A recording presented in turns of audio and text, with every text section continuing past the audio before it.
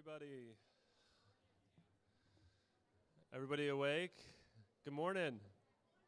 Yay.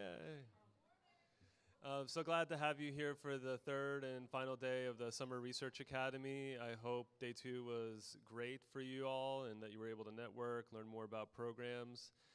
We'll be doing a lot of that today in terms of concurrent sessions. We'll have some more information about that coming up in a few minutes.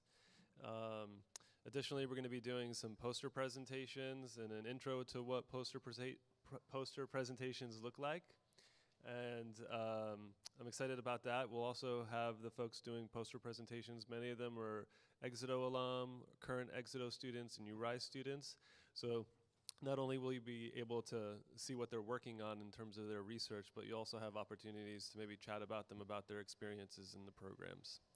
So we do have gift cards that we're going to be giving out to students around the midday hour. We'll have some more information around noon.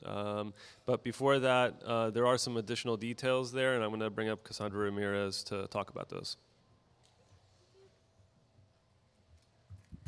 Thanks, Carlos. So I just wanted to let everyone know, due to PSU policy, only some attendees were required to do a W8 and W9. So if you did not get an email about that, don't worry. You just probably didn't fall into one of those categories. And if you do have any questions about your W8 or 9, our employee, Kay Logan, will be here at lunch during gift card distribution, so you can check in with her. But it is our intention and our goal to give out as many as we possibly can. So if there's holds up on the W9, we're going to try to work through that today. So yeah, if you didn't get the email about the W8s and 9s, no worries. And if anyone has questions, we can answer those at lunch. Thank you.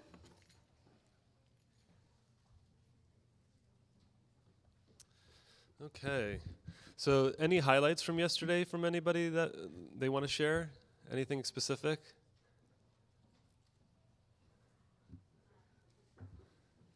Skittles, 3 for 3, 3 days. I had a wonderful chat with the wonderful Tori over here. Okay. Discussing options and whatnot,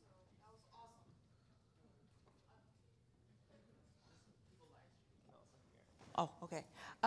Yeah, had a wonderful chat with Tori, and that was an awesome experience to have, and kind of figure out my game plan, as it were. So that was awesome. That's great. Anybody else have any good connections or networking opportunities yesterday? I know there were, but I'm not going to press for anyone else to share. Okay, so what I'm going to do now is hand it over to Tori to do one of our acknowledgments for the day.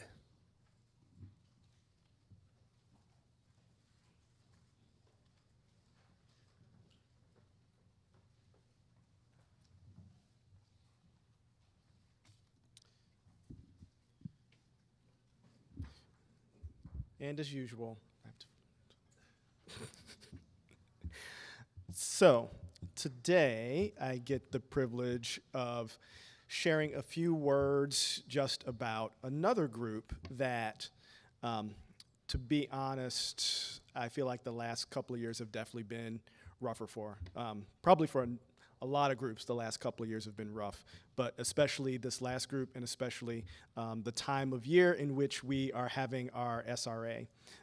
So right now, we are in the middle of Pride Month, and so you may have seen some old flyers for like Portland Pride events and Pride Parade that would have been over the weekend that just passed.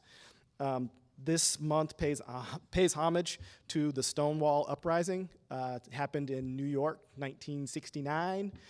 Basically, lots of harassment that was occurring for that LGBTQ plus community, specifically gay men, and a lot of police harassment led to a 3-day riot. And the following year, they began having pride parades around the country. It's especially important for folks like us to be thinking about events like that and communities like that, because to be honest, like, folks are coming for their rights. They're not safe in a lot of places.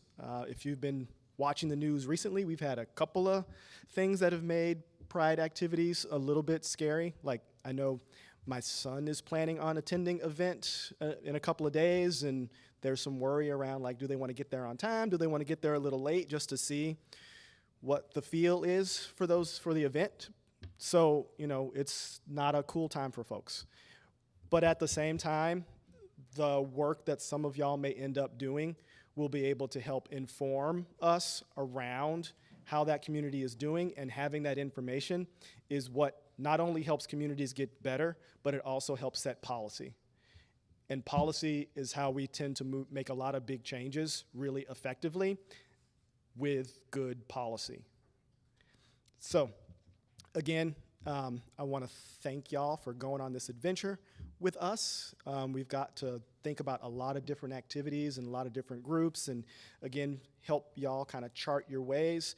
And just keep in mind that one of the greatest things about having y'all all in this room is that the ways in which you decide to move forward can be so important and so impactful for so many different groups. So, with that, I am going to move us to our grounding activity. Becky will hopefully be able to lead us through some more fun things and get us kind of warmed up for the day so that we have lots of energy and lots of engagement. We just got to do like 6 or 7 more hours of fun. Y'all got this?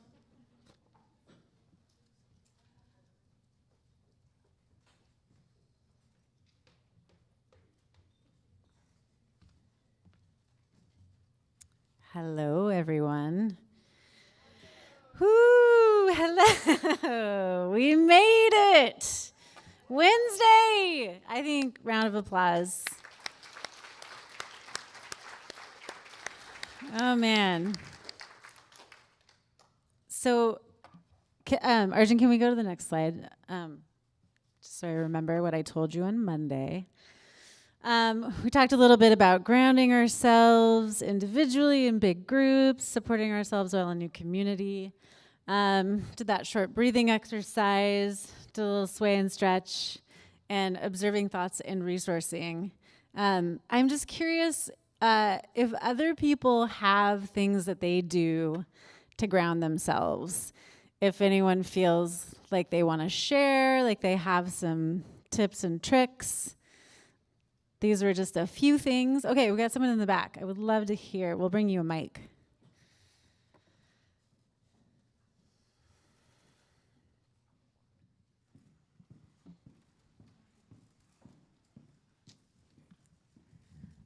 Hi, my name's Hannah. I spoke on the first day as well. A lot of times during meditation, you might be told to just, let your thoughts go, but they don't really explain how to do that. A really good way to just kind of observe your thought and then let it go is just kind of put it in a category. So if you're thinking about, after this I have to do some homework and take the cat to the vet and do this, it kind of helps to just pause and say, I'm planning, I can plan later, or, I'm overthinking, I can overthink later. And so just really, it's called thought labeling, and it's kind of a subset of mindfulness, and I found it really helps me, and so I encourage people to try it. Yeah, thought labeling, that's great. Thank you.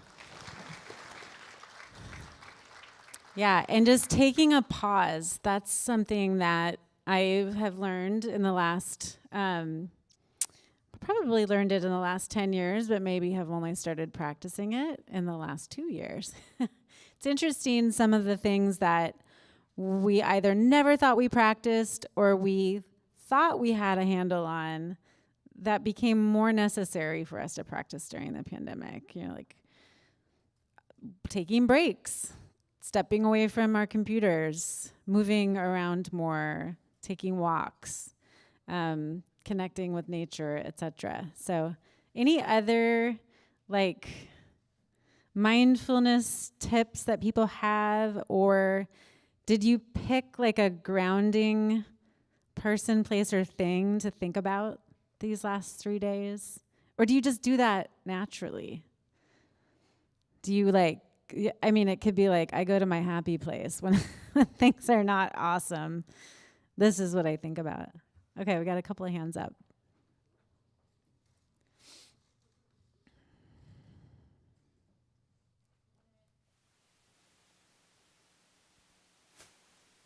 Darn mic.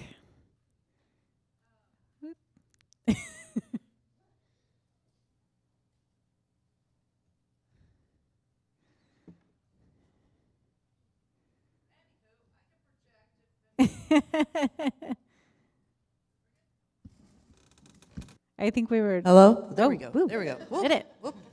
When I am getting overwhelmed, sometimes just rhinestoning out a pen or something like that, and I kind of like let my thoughts drift away and kind of meditate on rhinestoning.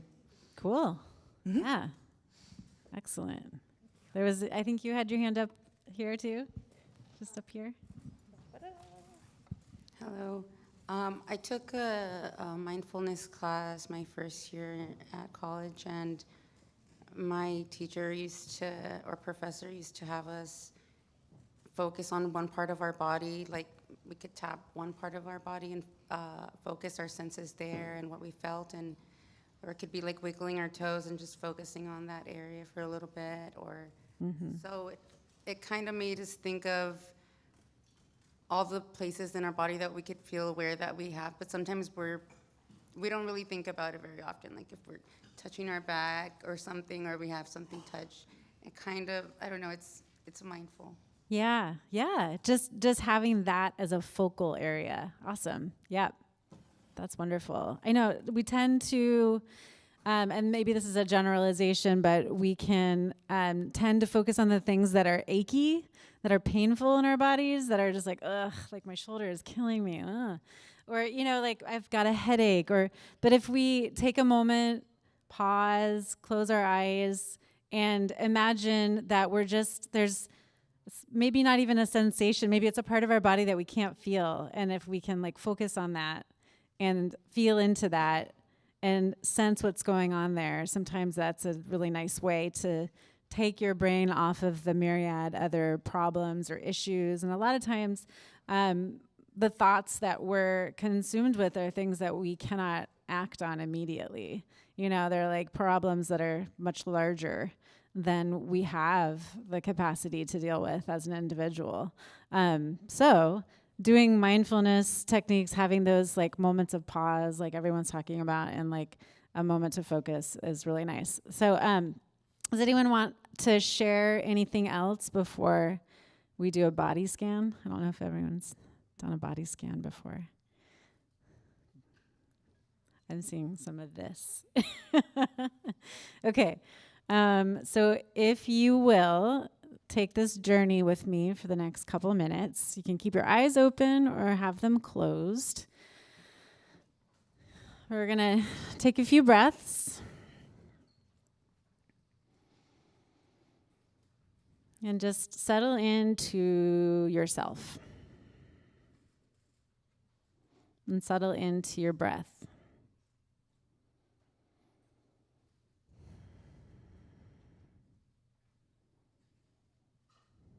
And when you're there with your breath, start from the top of your head, from the very top, very center of your head,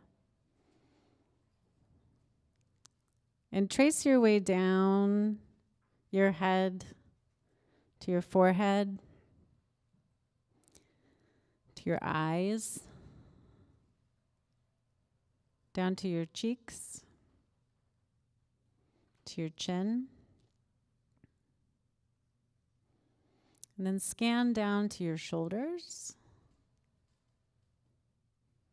on down to your elbows and your wrists, coming into the center of your body and feeling into your chest where your heart is beating.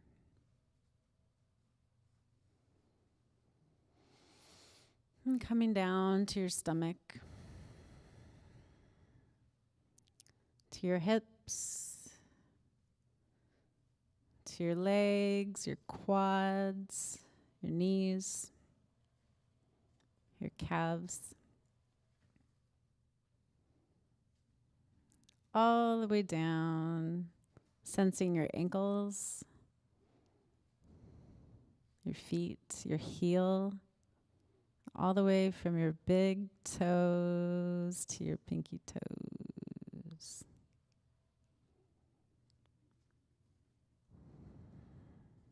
And just releasing that scan. that imagining, that sensation. Coming back to your breathing. And on your own time, choosing to open your eyes if you've closed them. Bring awareness back to your periphery, to what's in front of you. Looking around. Maybe rolling the old neck around. Like I see Tori doing this whole table. Everyone was like, yes, okay. So what did that feel like for someone who hasn't done a body scan before? Was that weird? Was it fine? Was it meh? Does anyone have any major thoughts about it? Or could you raise your hand if that's the first time you've ever done a body scan? Yeah, okay. Kind of weird, right? Because you're like, am I actually feeling the top of my head or am I just imagining it? But that is an activity that I like to do during the day, especially if I don't have time to get really quiet and I don't have time to sit and meditate, or I literally cannot because I've had too much caffeine. So it's just another one of those things that you can do to capture your attention again, to pull yourself back into yourself. And I had a really great question yesterday from one of the groups when we did the informational interviewing, the speed dating. And they said, what was one of the tips that you have for getting yourself back to your studies when you're in graduate school, or like focusing your brain when you're like academics and school and work is just too much for you? And my answer was take breaks, step away from what you're doing, take a few hours, a few minutes, however long you have, to like not think about the thing that you care so deeply about, the thing that you're worried is gonna like run away from you if you don't perfect it and make it the most awesome paper you've ever written, the most awesome test you've ever taken where you got 105%. So it's like sometimes we can hold on to something that we want so badly, and there are moments when that is just too much for our bodies, too much for our brains, and we need to let it go. So being able to use some mindfulness techniques, some grounding techniques, or getting into our body and doing a scan can just provide you some momentary relief from all that thinking, which is going to get you a PhD. All of that thinking is going to get you that master's degree, and you are going to go so far with that. But your body is also asking you for support as well. And so I hope that this is either just some new information, like you're like, I'll try that out, or it is something that you will take with you and do some research on, or it's old news and you're like, I got this. And if that's true, then awesome. Because I still have to practice all this stuff on a daily basis. And sometimes I feel like I'm not good at it at all. And then some days I'm like, oh, well, I did it and I seem to feel good today. I seem to feel okay. So any other questions? Any other thoughts? So the next couple sessions that we've got going on for everyone are the concurrent sessions. So yesterday you had a chance to check in with one of the programs that we have highlighted and ask some questions, hear a presentation. I feel like I'm doing Carlos's bit now, and I'm gonna hand it over. But I'm really excited for everyone to also, we got new programs today, so Carlos will tell you a little bit more about those programs. Okay, thanks everyone. Thanks for your attention. I really appreciate it.